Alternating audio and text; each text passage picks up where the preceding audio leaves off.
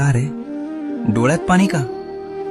फक्त यासाठी रडतोयस ना की तुला माझ्याकडे अक्कलकोटला येता येत नाहीये.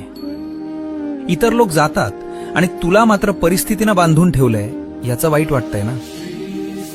तू तिथे येऊन त्या गर्दीत मला शोधतोस, पण मी तर तुझ्या घरातल्या त्या कोपऱ्यात तुझ्या देव्हाऱ्यात मांडी घालून बसलोय. बाळा, मंदिरात मी राजा म्हणून बसलोय, लोकांचं गाऱ्हाणं ऐकायला, पण तुझ्या घरात मी बाप म्हणून वावरतोय, तुला सांभाळायला. मग राजाच्या दरबारात जाणं महत्वाचं की बापाच्या मांडीवर बसणं महत्वाचं? त्यामुळे अक्कलकोटला येता येत नाही याची खंत करू नकोस. आत्ता याच क्षणी डोळे मिट आणि बघ, मी तुझ्या समोर उभा नाहीये, तर मी तुझ्या आत बसलोय.